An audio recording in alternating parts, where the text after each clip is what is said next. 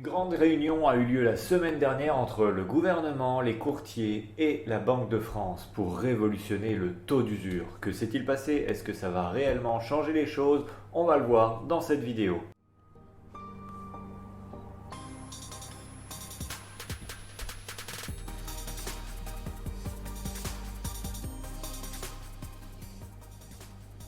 Ah, le taux d'usure, vous savez, c'est ce mot qu'on a utilisé en 2022, juste après tous les jurons qu'on avait envie de dire sur Vladimir Poutine.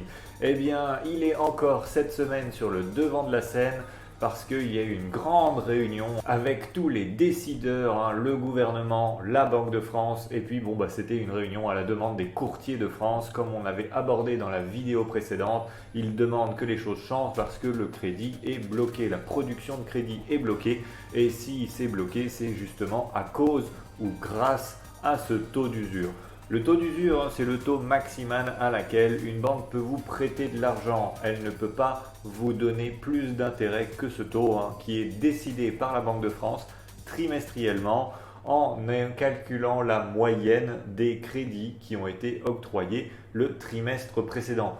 Quand tout va bien, c'est même pas le trimestre précédent, c'est seulement le premier mois du trimestre précédent. Et quand tout va mal, comme en 2022, c'est vraiment la moyenne lissée du trimestre. Ce qui veut dire que plus les crédits octroyés augmentent, sans toujours dépasser le taux d'usure, plus le taux d'usure du trimestre précédent va également augmenter. La problématique que les banques et que les courtiers doivent faire face depuis l'année dernière, eh bien, c'est l'inflation. Si Michel-Édouard Leclerc nous parle d'une inflation à deux chiffres, eh bien malheureusement, les banques, elles, quand elles empruntent de l'argent, elles n'ont pas de taux d'usure sur leur marché. Elles doivent emprunter de l'argent à ceux qui en ont, et c'est-à-dire aux conditions de ceux qui en ont.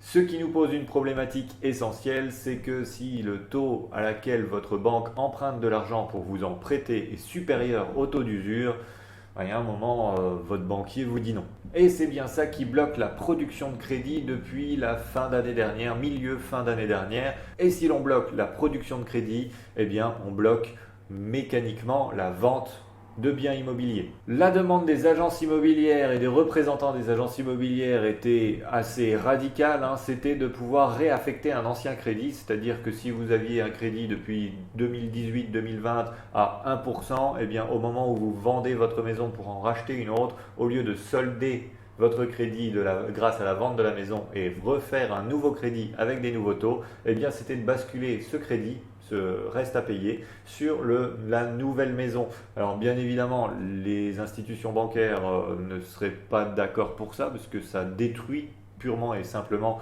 la création de crédit.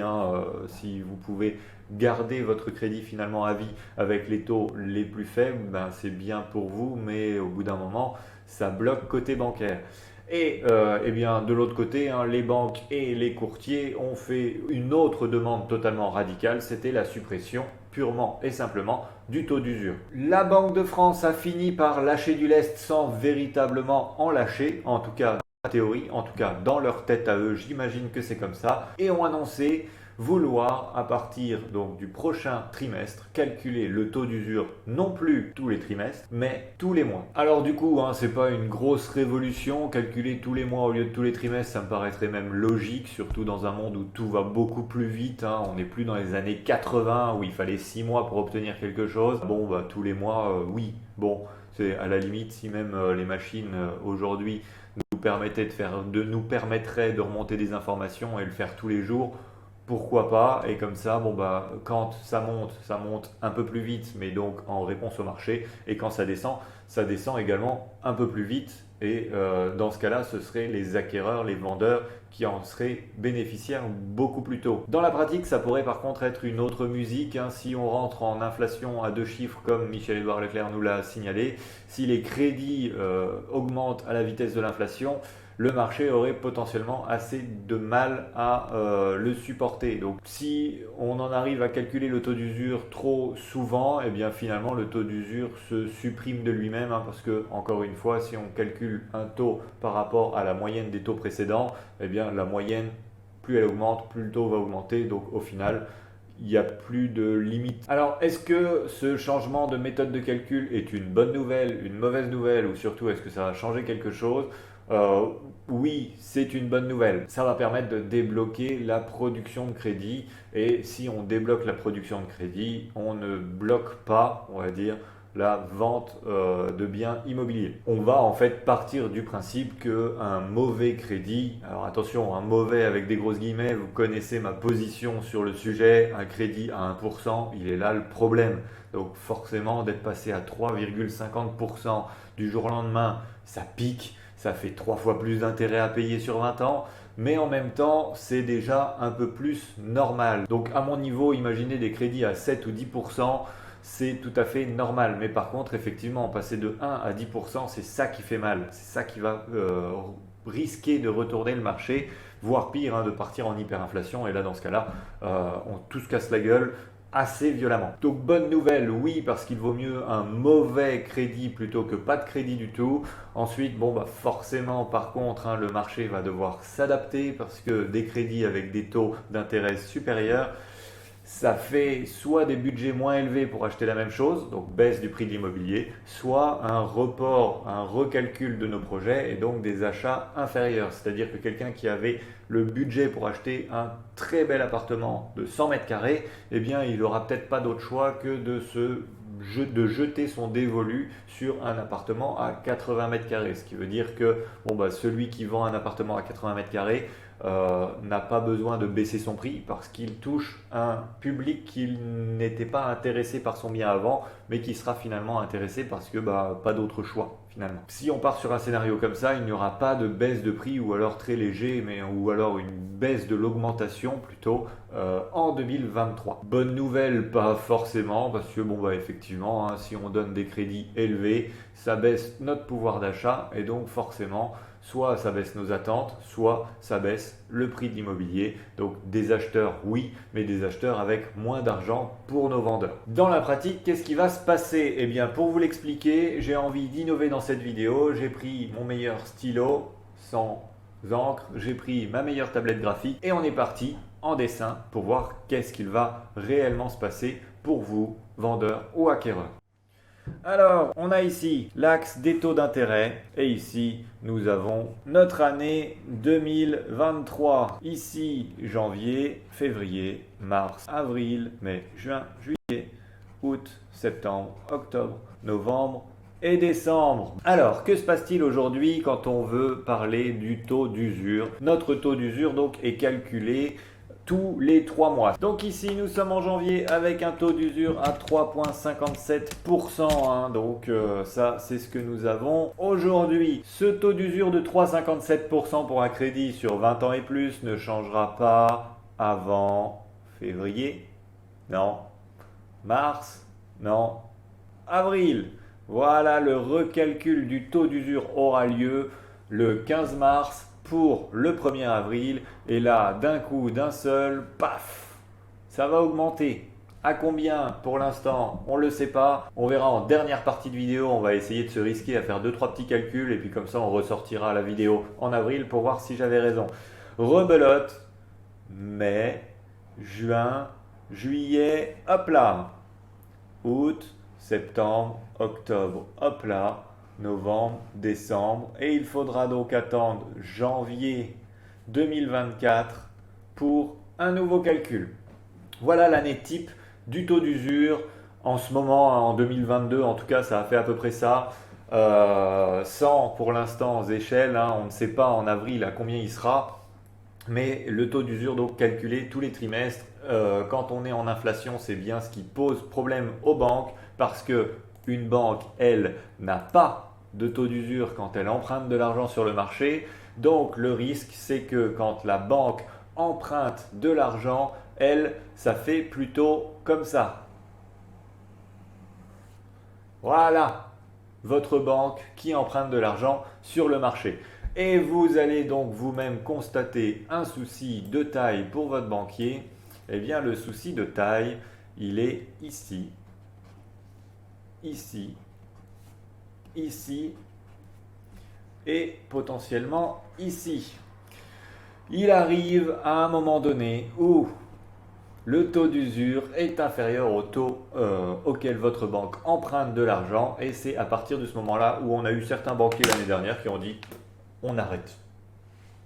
Plus cette période-là est tôt dans le trimestre, plus la production de crédit prend du plomb dans l'aile et plus vos dossiers sont en attente jusqu'au trimestre précédent. Et c'est pour ça qu'on vous a dit, début janvier, les nouveaux taux sont arrivés, donnez votre dossier, vous avez une quinzaine de jours et peut-être que dans 15 jours, c'est la catastrophe. Parce que là, a priori, oui, dès le 15 janvier, le taux de votre banque est supérieur au taux d'usure, donc aucun intérêt pour elle de vous prêter de l'argent. Donc tous ces crédits qui seront refusés ici, on va attendre le 1er avril pour remettre le dossier sur la table et espérer arriver ici le plus tard possible pour pouvoir faire de transactions immobilières le plus nombreuses possible. Donc ça, c'est le problème actuel qui est décrié, qui est mis sur la table par les courtiers et par les banques. On ne peut pas travailler, le taux d'usure est trop lent. Nous, on ne peut pas faire des crédits dans ces conditions-là. C'est pour ça que les banquiers et les courtiers ont proposé de supprimer purement et simplement le taux d'usure temporairement, parce que bien évidemment, ce ne serait jamais passé s'ils avaient proposé de le supprimer tout bonnement. C'était pour pouvoir suivre cette courbe-là. Donc ça, c'était la promesse, mais d'être toujours au-dessus de la courbe pour pouvoir prêter de l'argent et ne plus avoir toutes ces zones où il n'est plus intéressant pour votre banque de vous prêter de l'argent. Alors bien évidemment, ça, c'est ce qu'on aurait voulu vous faire croire, mais comme il n'y aurait pas eu de taux d'usure, eh bien, ça aurait probablement plutôt pour une personne, pas pour tout le monde bien évidemment, des taux qui auraient été ici. Parce que votre banquier, il peut faire le taux qu'il veut. Donc s'il avait envie de vous proposer du 20%, au pire, vous dites non. Et puis si vous en avez vraiment besoin, vous dites oui. Donc on rappelle, le taux d'usure est là pour protéger les acquéreurs. Votre banquier ne peut pas vous proposer un taux supérieur au taux d'usure, donc il ne peut pas vous proposer aujourd'hui, mi-janvier, votre banquier ne peut pas vous proposer un crédit immobilier à 4, 5, 8, 12, 21%, juste parce que apparemment, de toute façon, vous avez le couteau sous la gorge, alors vous avez besoin de cet argent, eh bien acceptez, signez ici.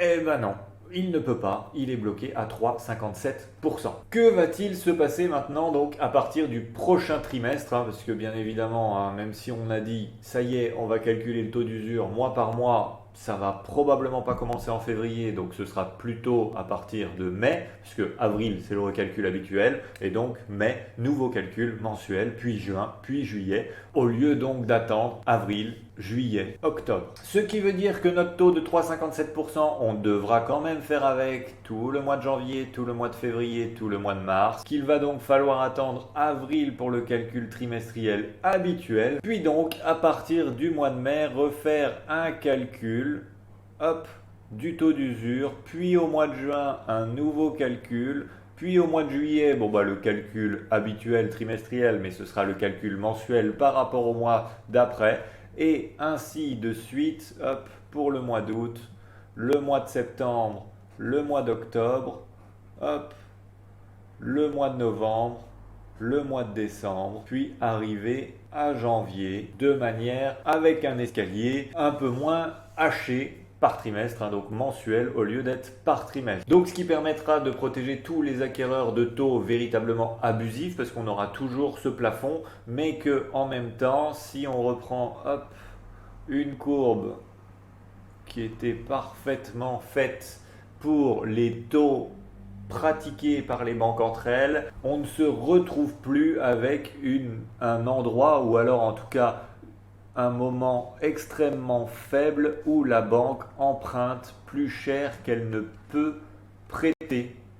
Et donc on ne perd pas 2 mois et demi sur un trimestre, donc quasiment la totalité, grâce à ce recalcul. Voilà sur le papier ce qu'on espère. En tout cas, dans la pratique, on risque d'avoir 2 problématiques. La première, c'est si la courbe bleue qui représente les crédits qui sont octroyés entre les banques, donc l'argent qui est emprunté par la banque à un certain taux, n'est pas aussi parfaitement droite que la mienne et ressemble plutôt à ça, Eh bien, la mensualisation, elle, ne changera rien parce que si l'inflation est plus forte que la moyenne des crédits octroyés précédents, on sera systématiquement en dessous quoi qu'il arrive. Et effectivement, dans ce cas-là, la seule solution serait la suppression du taux d'usure purement et simplement. Parce que si on arrive dans ce cas-là, eh bien, on n'a plus du tout de production de crédit. Donc, bon, bah voilà, hein.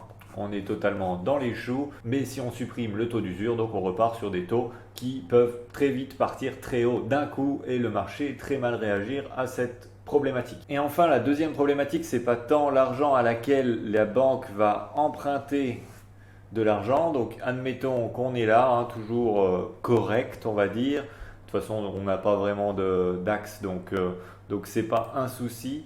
Mais si le taux d'usure est calculé par rapport à la moyenne du mois précédent, eh bien le taux d'usure pourrait augmenter nettement plus vite que prévu. Si on arrive au moment où cette solution débloque réellement la production de crédit sur le mois d'avril, mai, juin, on va arriver à une escalade du taux d'usure parce qu'on aura une escalade des taux moyens pratiqués. Et dans ce cas-là, au lieu d'avoir un escalier qui s'incrémente de manière calme, on va dire, on pourrait très bien avoir notre taux d'usure qui finalement prend la même hausse en un mois que ce qui était prévu en un trimestre avec l'ancienne méthode de calcul trimestriel. Parce que forcément, hein, si ici la moyenne des crédits octroyés au mois d'avril est la même que la moyenne des crédits octroyés sur avril, mai, juin, si on avait le taux d'usure bloquant, eh bien forcément la hausse du taux d'usure au mois de mai est équivalente à la hausse qui était en fait pratiquée pour le mois de juillet. Ce qui nous fait qu'on a un taux d'usure qui pousse, qui pousse, qui pousse. Alors, cette problématique n'est une problématique que si les banques continuent de pousser elles aussi, hein, mais peut-être qu'en fait, on aura plutôt un cas de figure où le premier trimestre sera extrêmement violent et effectivement on aura au mois de mai un taux d'usure équivalent à ce qu'on aurait dû avoir au mois de juillet, puis au mois de juin peut-être un début d'accalmie en termes de hausse et on va avoir un taux qui sera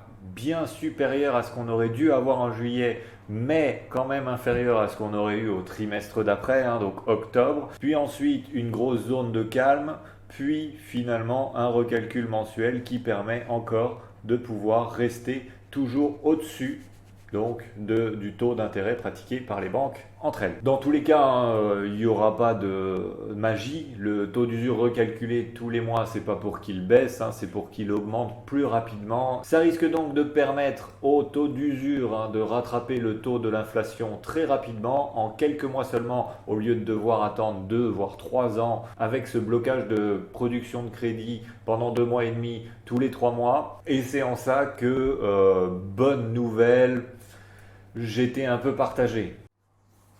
Alors, à quoi s'attendre pour 2023? C'est pas vraiment mon boulot, je suis pas économiste, pas encore, mais en tout cas, je m'intéresse au sujet, donc je vais essayer de faire des prévisions un peu sur la comète pour voir si mes calculs sont bons, et puis plus j'en ferai, meilleur je serai dans ce domaine. Mais pour aujourd'hui, je vais vous sortir la petite boule de cristal de Monsieur Irmo, hein. Donc, on va essayer de voir à travers le marc de café ce que nous propose cette année 2023. Alors, pas toute l'année 2023, je vais m'arrêter au premier semestre, comme ça on fera un bilan en avril et puis après un bilan mensuel vu qu'on aura un taux d'usure mensuel et peut-être qu'on pourra essayer de recalculer et de revoir si notre comète va au bon endroit ou pas. Mais donc, je vois pour le mois d'avril un taux d'usure à 4,28%. Je me suis basé pour ce calcul sur l'évolution du taux d'usure sur les 9 derniers mois et j'ai essayé d'extrapoler pour les différents autres mois. Alors à partir d'avril, donc on a dit qu'on partait en calcul mensuel, ça veut dire que je vais vous donner mai, juin et juillet selon moi, selon mon doigt mouillé et la boule de cristal de Monsieur Irmo. Le mois de mai 2023, on atteindra un taux d'usure à 5,14%. Pour le mois de juin, 5,91% et pour juillet à 6,38%. C'est pour les crédits de 20 ans et plus, hein, donc les plus gros taux d'usure de l'immobilier. Donc avril, c'est le recalcul trimestriel habituel. Donc pour moi, on sera à 4,28%. Ensuite, le calcul mensuel va accélérer les choses, comme je l'ai expliqué précédemment, ce qui fait qu'en mai, on dépassera les 5% pour atteindre 5,14%. En juin, à 5,91%, juste en dessous des 6%. Et par contre, en juillet, 6,38%. Donc je suis l'hypothèse que j'avais dit juste précédemment dans cette vidéo. Selon moi, le calcul mensuel va accélérer l'augmentation par rapport au trimestriel. Donc là où j'aurais pu dire qu'en juillet 2023, on serait à 5,14%, eh bien en fait, ce sera directement au mois de mai. Ne m'en voulez surtout pas si ces chiffres sont faux, je me suis plus amusé à les calculer qu'à chercher des courbes, etc. Donc on verra. J'espère en tout cas que ce format vous a plu aussi bien au niveau du graphique que de la boule de cristal. Et puis comme d'habitude, n'oubliez pas donc de vous abonner à la chaîne, d'aimer cette vidéo et de la commenter, même si du coup c'est pour m'insulter sur mes chiffres. Mais dans tous les cas, moi je vous le promets, je vous ressortirai cette vidéo au prochain trimestre quand on aura les nouveaux chiffres du taux d'usure et je serai le premier à dire que je me suis planté si c'est le cas. Sur ce, je vous dis à bientôt et portez-vous bien.